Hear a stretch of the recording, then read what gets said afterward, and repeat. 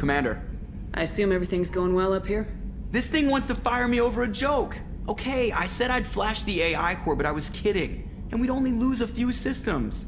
Nosy ones. To clarify, human resources adjustments are not actually under my authority. Then why? Why are you always picking on me?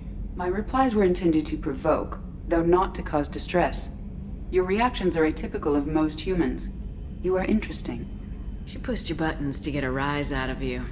About time you were on the receiving end. Yeah, great. I just got worked by the intercom.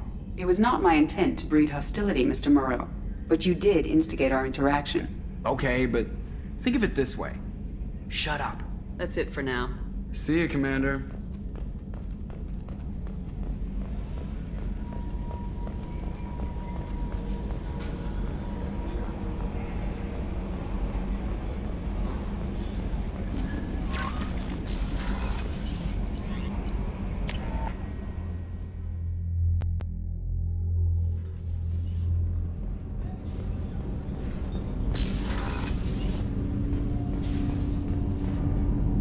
Something. Have a few minutes to talk? Certainly. You know, when I went looking for an assassin, I expected to get a badass. You seem more like a monk. In my experience, those who are truly dangerous don't act like they are. The Hanar trained my body for this role since I was 6 years old.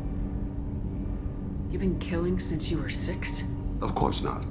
I didn't make my first kill until I was 12. They were training me. I was not to be used and thrown away. I was an investment.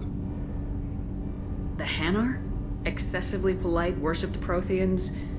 They don't seem the type who train assassins. Every species trains assassins.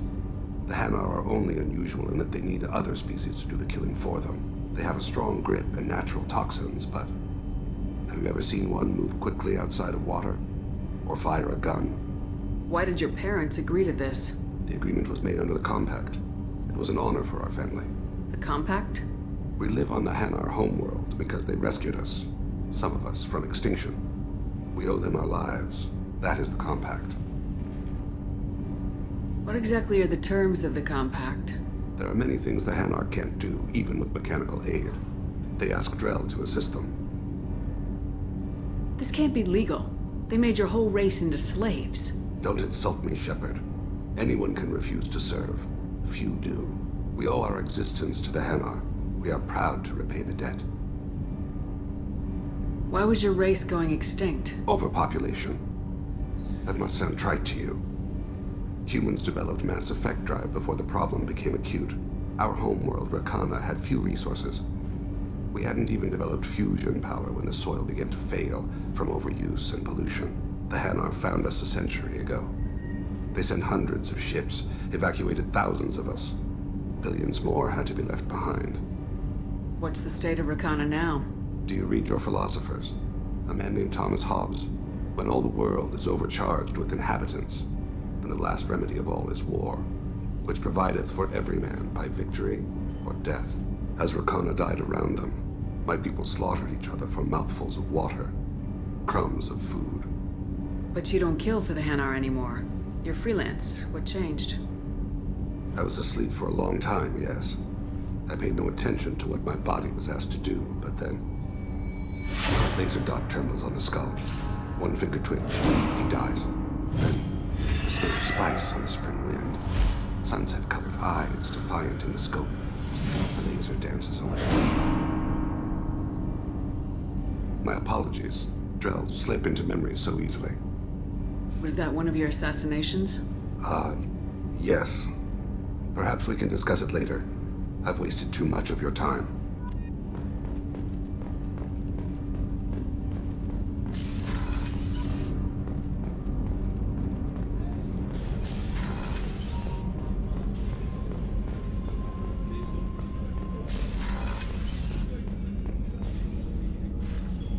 Commander, I very much enjoyed sharing that ice brandy with you.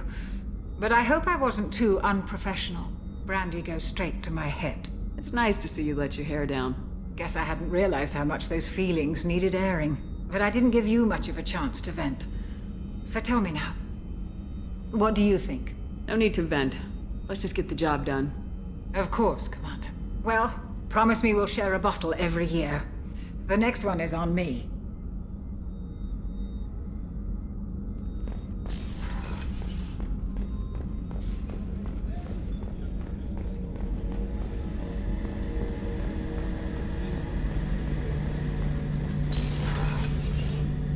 Shepard, need me for something? Have you got a minute?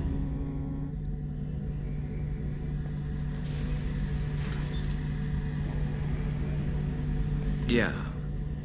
I've been thinking about what we talked about. Blowing off steam, easing tension. I've never considered cross-species intercourse. And damn, saying it that way doesn't help. Now I feel dirty and clinical. Are we crazy to even be thinking about this? I'm not... Look, Shepard, I know you can find something a little closer to home. I don't want something closer to home. I want you. I want someone I can trust. I can do that. I'll find some music and do some research to figure out how this thing should work. It'll either be a night to treasure or a horrible interspecies awkwardness thing. In which case, fighting the collectors will be a welcome distraction, so, you know, a win either way. You know, Garrus, if you're not comfortable with this, it's okay. I'm not trying to pressure you. Shepard, you're about the only friend I've got left in this screwed-up galaxy. I'm not gonna pretend I've got a fetish for humans. But this isn't about that. This is about us. You don't ever have to worry about making me uncomfortable. Nervous, yes, but never uncomfortable. So when should I book the room? I'd wait if you're okay with it. Disrupt the crew as little as possible and take that last chance to find some calm just before the storm. You know me, I always like to savor the last shot before popping the heatsink. Wait, that metaphor just went somewhere horrible. I'll let you get back to work. Right, because I'm in a great place to optimize firing algorithms right now.